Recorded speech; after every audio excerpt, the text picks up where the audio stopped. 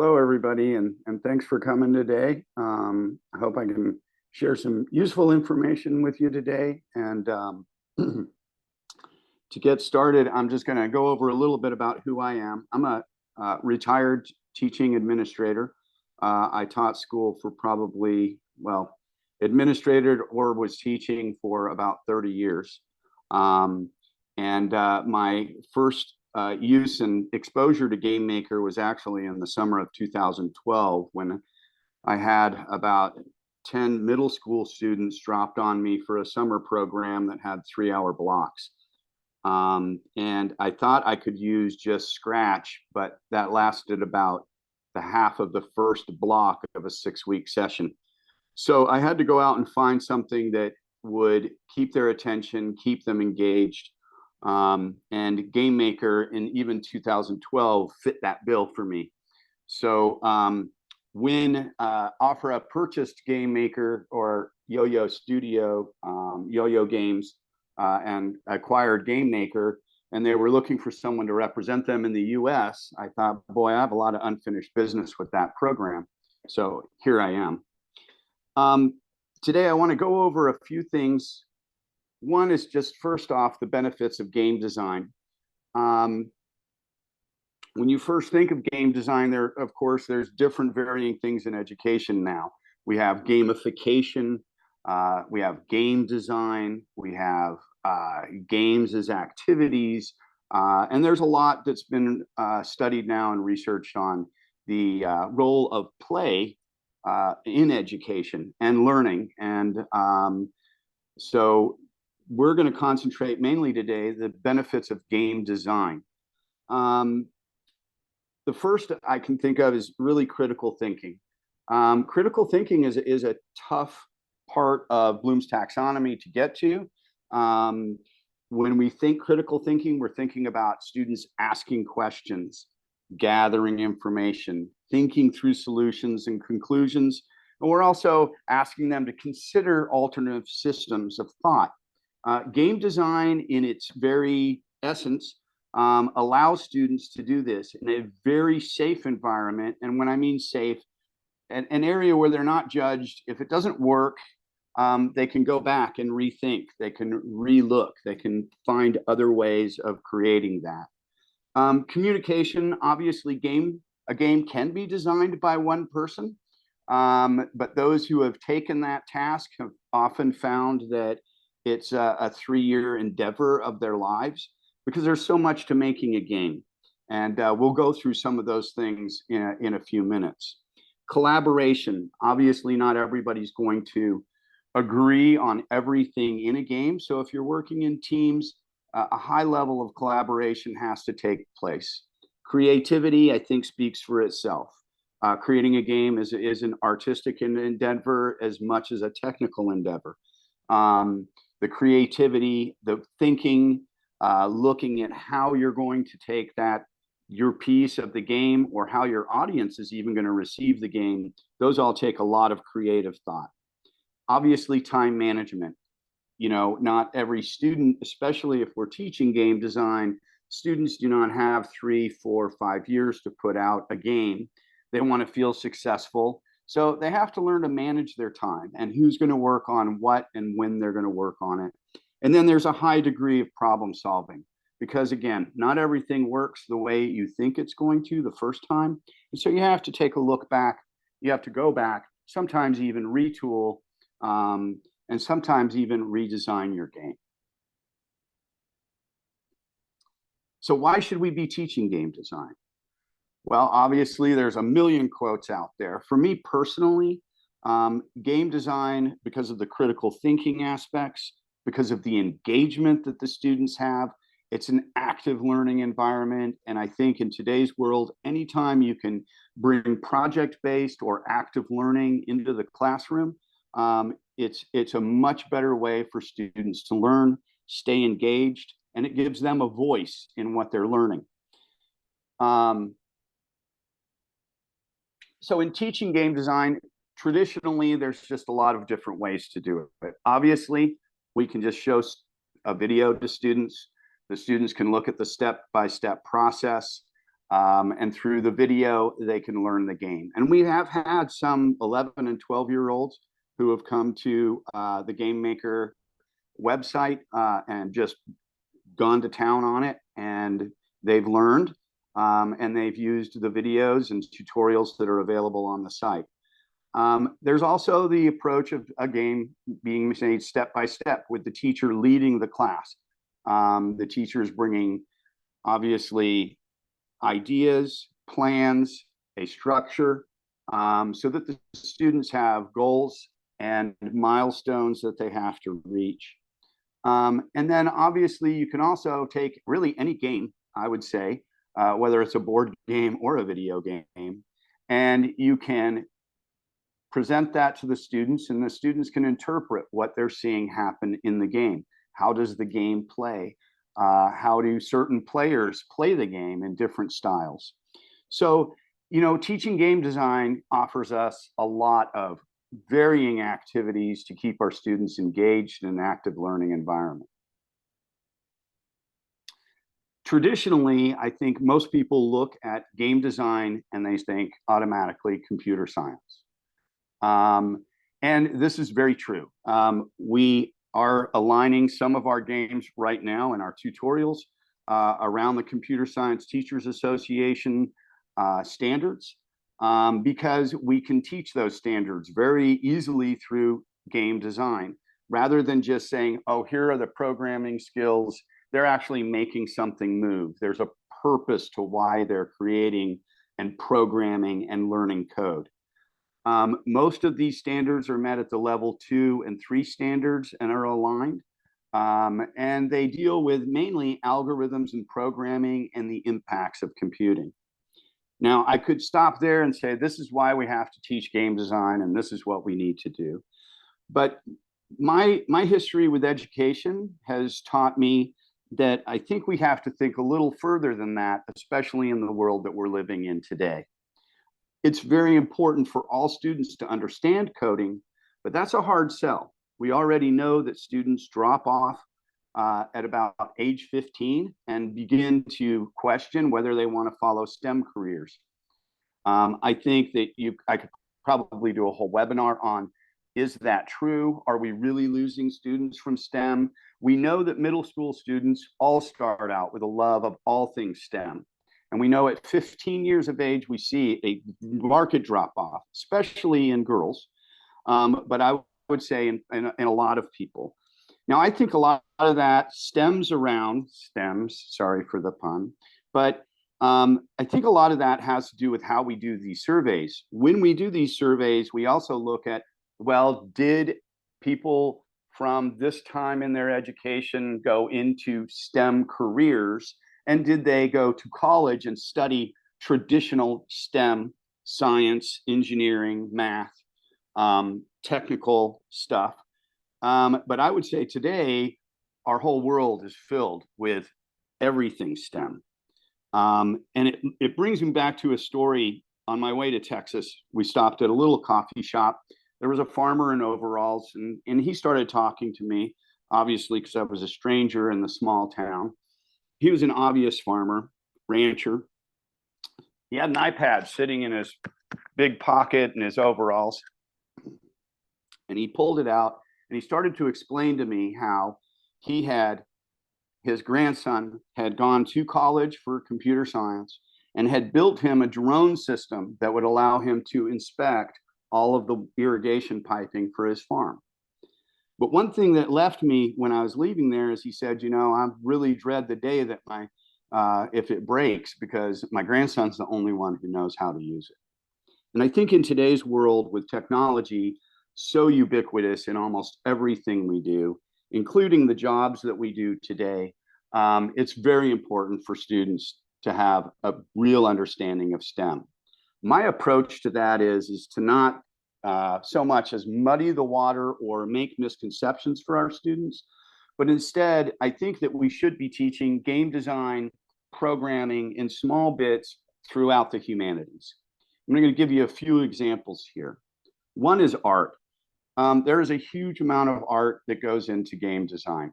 The creation of all the game resources all have to do with pixel art. And today in education, we start young students in art understanding how pixels work.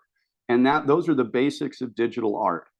So in game design, and even the simplest game, they can learn to move their creations that they're already creating in their art classes. Music is a huge resource in game design. Music brings the games to life. If you've ever had to play a game because you had to keep it on silent, I don't think a game is as fun when you can't hear the sounds, or you can't hear the background music, or you can't hear music as emotional motivator to help you get through the game, or even as a bummer when you have to restart a level. So learning to use the use of music to build drama, to get these kids excited about playing their games, I think is a great mix of the technology and the humanities, and they're learning about how the digital stuff works in the background. History is the same way. I think that we can make very active, historical, period event games. I think students are very capable of doing this, taking their historical lessons that they need, and they can create their own interpretations, their narratives, and make critical choices. And I think it also reinforces cultural empathy. And language is especially, I think, a place we could use game design so that we can create dialogues using second languages. Branching scenarios allow us to make a more realistic situation. So if this is said, maybe this needs to be said. And again, I think it's another huge reinforcement of cultural empathy. GameMaker itself was developed in 1999 by Professor Mark Overmars. It was designed specifically for education. He was an educator himself. He wanted to make an easy to learn 2D game making tool so that kids could create games. The first iterations were very visual and block coding, and then went to a more strict or a more scripted code language in the later years. And at Game today, we offer free education resources, and we have about 1,700 new users a day that sign up every day. Again, it is a 2D game engine. Part of the reason for the 2D game engine is that's specifically what it was designed to do in the first place. You can do 3D, but there are other engines out there that will do 3D design for games much easier. But I would say that that becomes problematic, especially with young children, and for beginners alike, because once you go into 3 dimensions, we're talking about the Z-axis, which is depth. And then you get into a lot of very complicated lighting rigs.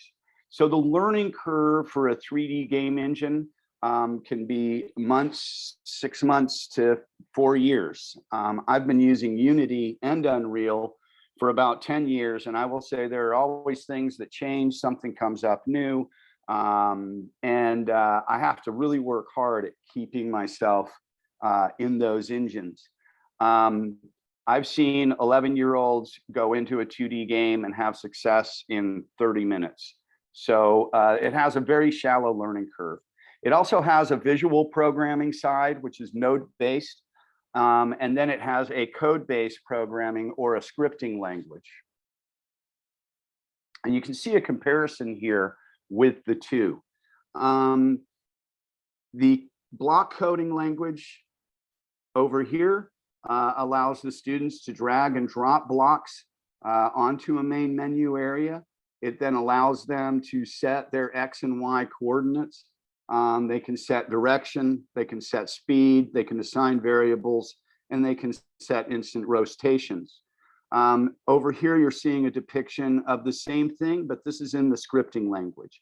Now, GameMaker does use its own language. It's called GML, but the actual concepts of programming and how we program, those are being learned by the students at the same time. So really, switching to another language such as Python or C# is really a very reusable skill coming from GML, because the students have the conceptual ideas of how these things run together and how programming works.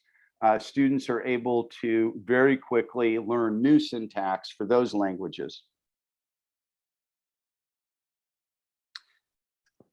We have our starting program for students to learn with GameMaker is called Space Rocks.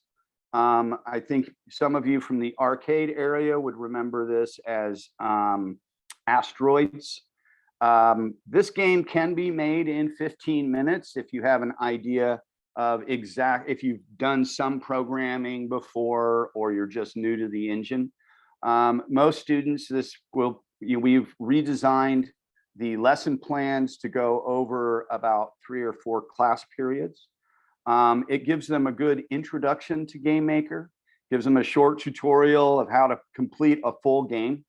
There is a video as well as written tutorials for this.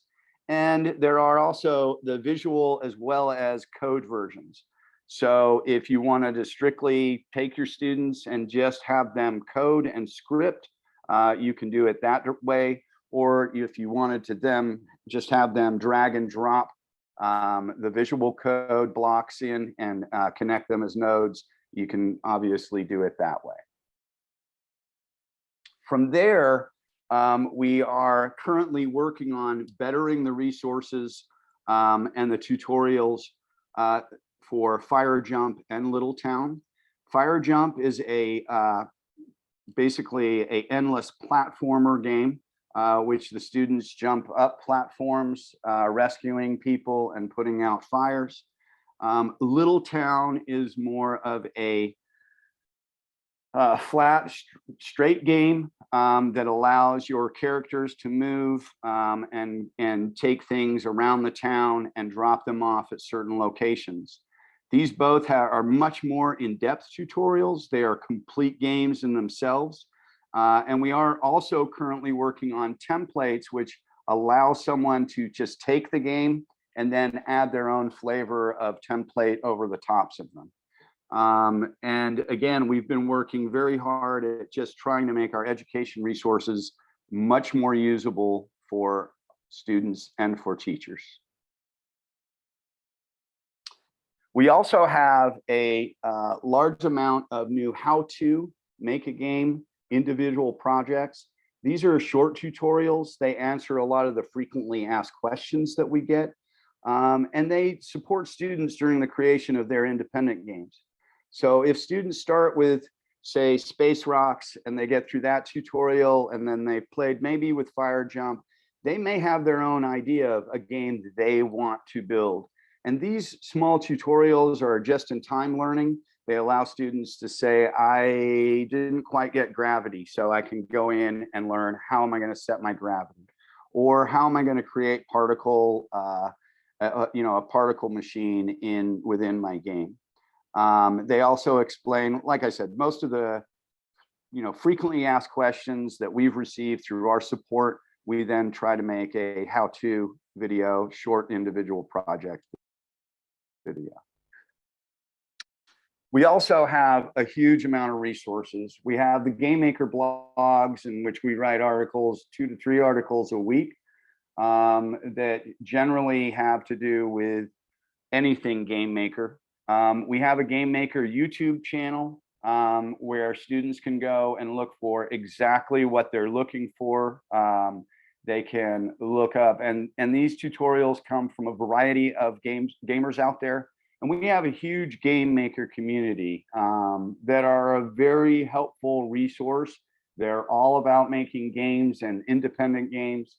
Some of them are large independent game makers who have had great success with games. And a lot of them are hobbyists who just want to they just love making games and then playing their own games.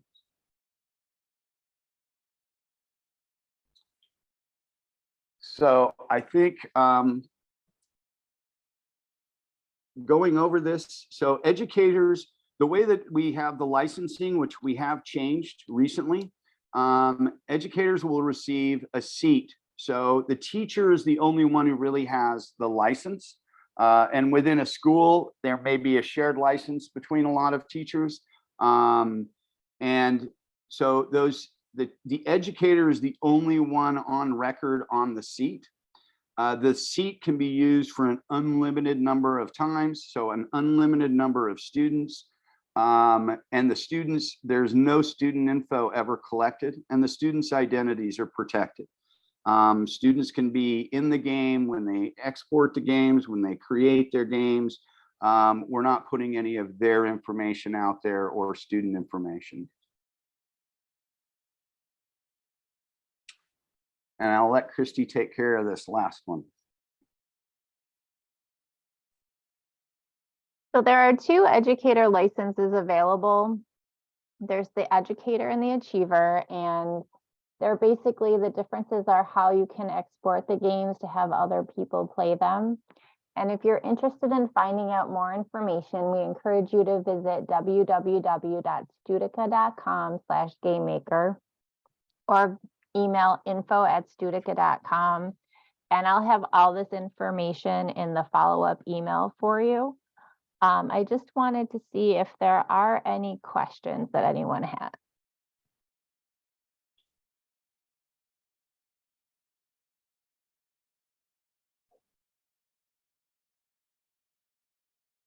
So it doesn't look like there's any questions right now. So Frank, I wanted just to thank you so much for this presentation. And thank you everyone for joining us today. I will be sending a follow-up email with a link to this presentation and further information in a few days. Thank you so much. Thank you.